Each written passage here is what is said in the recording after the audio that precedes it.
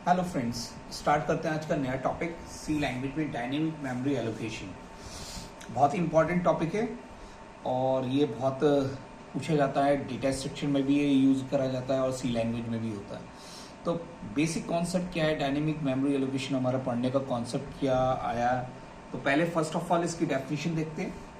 तो dynamic memory allocation क्या करता है कि हमारी जो मेमोरी एलोकेट करता है डायनेमिकली क्रिएट करता है, और वो भी रन टाइम पे। यानी जब हमें ज़रूरत होती है, जितनी मेमोरी की हमें ज़रूरत है उतनी मेमोरी हम क्रिएट कर सकते हैं डायनेमिकली। देखिएगा, the concept of dynamic memory allocation enables the C programming to allocate memory at run time.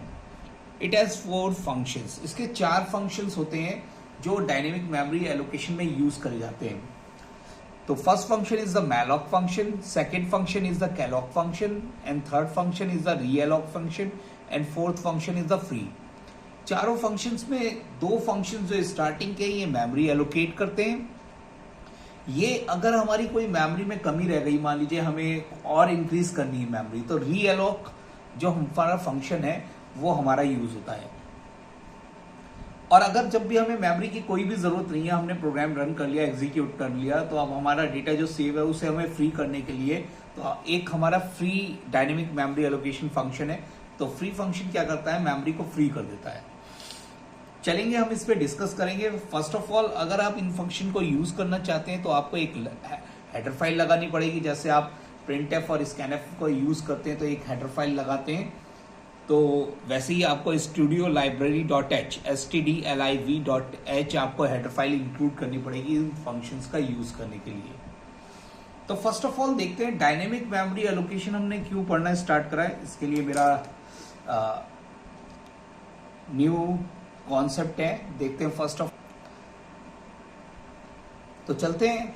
First of all, आपने इससे पहले आपने स्टैटिक मेमोरी एलोकेशन देखा होगा। जैसे आपने एरे के अंदर इनिशियलाइजेशन दिया होगा, जब भी आप एरे को इनिशियलाइज करते थे, मैं एक कॉन्सेप्ट बताना चाहूंगा। अगर आपने एरे पढ़ रखा है तो आप सबसे पहले एरे को क्रिएट करते थे और जस्ट लाइक 100 मेमोरी एलोकेशन आपने इनिशियलाइज कर दिया, और आपको जितना एलिमेंट चाहिए वो आप बाद में बताते थे कि आपको 5 एलिमेंट चाहिए। तो अगर आप देखिए, इंटीजर ने कितनी मेमोरी, 100 एलिमेंट्स के लिए मेमोरी एलोकेट कर दी, यानी एक साइज आपका एलोकेट कर दिया। That's the size is 01.99।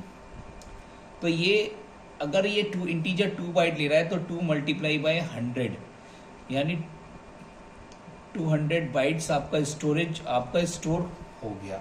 यानी आपने स्टार्टिंग प्रोग्राम से पहले ही आपने जब प्रोग्राम लिख ही रहे थे और स्टार्टिंग में आपने कॉन्सेप्ट दिया, उसे एग्जीक्यूट करा, तो आपका 200 बाइट एक आपका क्या हो गया, फिक्स कर दिया गया। यानी कि कंपाइलेशन टाइम में ही आपको मेमोरी एलोकेट करा दी गई 200 बाइट्स की।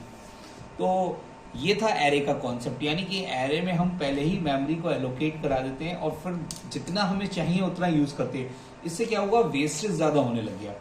यानी कि अगर आप स्टैटिक मेमोरी एलोकेशन करते थे तो वो वेस्टेज ज्यादा होता। मान लीजिए 10 एलिमेंट चाहिए, 90 हमारे फ्री हो गए, 90 का स्पेस हमारा फ्री हो गया, यूज ही नहीं करा हमने। आपने एरे में ऐसे ही यूज करा होगा, हर कोई ना कोई साइज देते थे और आप जितने एलिमेंट्स लेते थे उतने आप एलिमेंट्स ले लेते थे, या एक फिक्स साइज देना पड़ता था।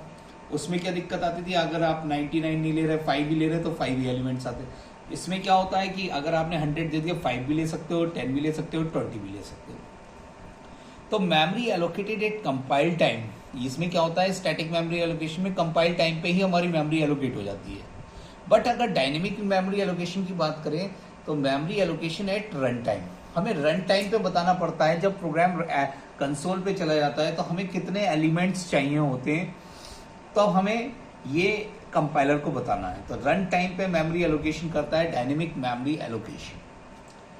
सेकेंड पॉइंट क्या कहता है इसका, स्टैटिक मेमोरी एलोकेशन का, memory can not be increased while executing programme.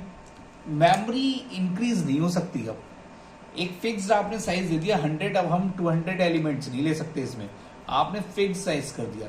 But अगर डायनेमिक मेमोरी एलोकेशन की बात करें तो हम मेमोरी को इंक्रीज और डिक्रीज कर सकते हैं वाइल एग्जीक्यूटिंग ए प्रोग्राम। जैसे ही एग्जीक्यूट करेंगे हम प्रोग्राम को इंक्रीज और डिक्रीज भी कर सकते हैं।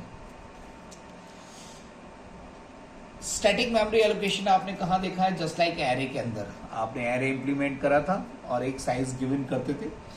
और डायनेमिक मेमोरी एलोकेशन की बात करें तो हम ये यूज करेंगे लिंक लिस्ट में। जस्ट लाइक लिंक लिस्ट, जैसे अपकमिंग टॉपिक भी हमारा लिंक लिस्ट के वीडियोस जरूर जल्दी ही आने वाले होंगे। लिंक लिस्ट में हम इसका यूज करेंगे। उससे पहले हमें स्टैटिक और डायनेमिक मेमोरी एलोकेशन से प्रोग्राम, स्टैटिक से आपने बहुत सारे प्रोग्राम बनाए होंगे, अब हम डायनेमिक मेमोरी एलोकेशन का यूज करके प्रोग्राम्स देखेंगे कि कैसे बनते हैं। Thank you to all for joining the session. Thank you. Please subscribe my YouTube channel lecture by Vikas Kumar if you are knowledgeful session।